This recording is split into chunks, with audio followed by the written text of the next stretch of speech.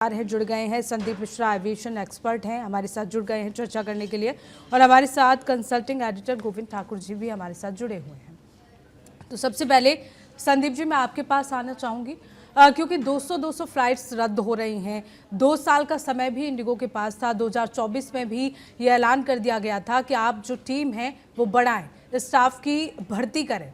फिर क्यों अब तक लापरवाही की गई? और जिस तरह से directorate general of civil aviation ने इस मामले पर अब तक संज्ञान नहीं लिया, आखिर कब तक ये संज्ञान लेगा? और इंडिगो जैसी बड़ी एयरलाइन में पायलट की कमी अचानक फिर से आ गई है, ये कैसे पूरी होगी? नमस्कार पूनम जी। और जो अभी हम देख रहे हैं संकट हमारी एविएशन सेक्टर पे आया हुआ है, जिसकी वजह से हमारे पैसेंजर्स को भी काफी परेशानियों से गुजरना पड़ रहा है। और जैसा आपने कहा, ये बिल्कुल उचित बात है कि जो भी बदलाव हमारे सिविल एविएशन में director general of civil aviation के द्वारा किए गए, यात्रियों की सुरक्षा, सुगम विमान प्रचालन को ध्यान में रखते हुए, उसके लिए सभी एयरलाइन कंपनियों के साथ चर्चा करने के बाद नए नियम बनाए गए थे। कुछ एयरलाइंस ने इन नियमों को अच्छे तरीके से ध्यान दिया और अपनी कैपेसिटी को उस तरीके से तैयार करने की कोशिश की जी। कुछ ने उसको उस तरीके से गंभीरता से नहीं लिया, जिसकी वजह से आज ये सबसे बड़ा संकट और चैलेंज हमारे सामने आके खड़ा हुआ है। हम इन करंट चैलेंजेस को 3 तरीके से समझ सकते हैं। जो पायलट का संकट है वो है जो एफटीडीएल की वजह से हमारे सामने आ रहा है।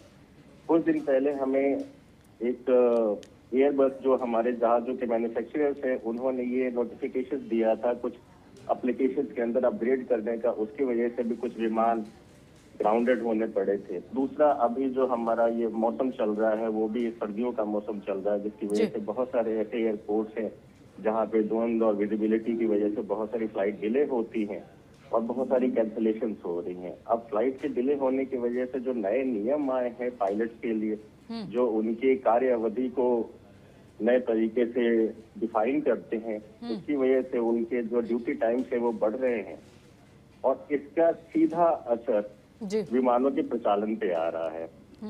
हाँ, ये कहा जा सकता है कि डीजीसीए ने जब ये नियमों का अनुमोदन किया था और सभी एयरलाइंस को उसके लिए उचित समय सीमा भी दी थी, बट इसको फेज वाइज इम्प्लीमेंट करने की वजह से डीजीसीए ने जब नियम अपने लागू किए तो कुछ एयरलाइंस ने इसको बहुत सुगमता से किए। चूंकि इंडिगो हमारे देश की सबसे बड़ी एयरलाइन कंपनी है, सबसे बड़ा हवाई जहाजों का बेड़ा उसके पास है, सबसे ज्यादा उड़ानें वो संचालित करती है, तो इसका सबसे ज्यादा असर इंडिगो पे ही पड़ा। और इंडिगो एक लो कॉस्ट एयरलाइन है जो maximum utilization of manpower पे ध्यान देती है। तो मैन पावर की शॉर्टेज और पायलट की शॉर्टेज की वजह से ये संकट हमारे सामने आ गया।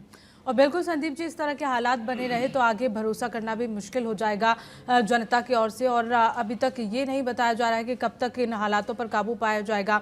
हमारे साथ कंसल्टिंग एडिटर गोविंद ठाकुर जी भी जुड़े हुए हैं। गोविंद जी, हालांकि इंडिगो ने सरकार के पुराने नियम के पूर्ण अनुपालन के लिए थोड़ी ढील मांगी है और कहा है कि 10 फरवरी 2026 तक उनके फ्लाइट ऑपरेशन पूरी तरह सामान्य हो पाएंगे, जिसकी वजह से अभी तो 8 दिसंबर के बाद ही कुछ उड़ानें रद्द हो सकती हैं। यानी कि अभी 8 से 10 दिसंबर तक भी किसी तरह की जो खुशखबरी है वो यहाँ जनता को नहीं मिलेगी, लेकिन इसका खामियाजा वो सीधा जनता भुगत रही है।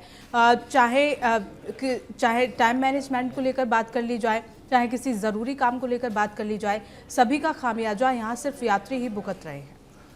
बिल्कुल पूनम, देखिए जिस तरह से अभी इंडिगो को लेकर जो क्राइसिस बनी हुई है काफ़ी गंभीर मामला है, क्योंकि जो डीजीसीए ने जो नियामक जो बनाए थे 1 नवंबर को पूनम उसको लागू करने के लिए कह दिया गया था सभी कंपनियों, प्राइवेट कंपनियों को और जो भी इससे कंसर्न कंपनियां थे सबको। लेकिन क्या हुआ, इंडिगो ने इस पर गंभीरता से इसे नहीं लिया और ध्यान नहीं दिया।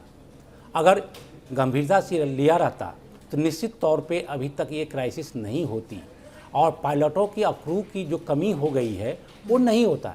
इसका मुख्य एक बात समझने की कोशिश करिए, ये एक प्राइवेट कंपनी है और साथ साथ में जो अपना काम जो करती है वो मुनाफे के लिए करती है।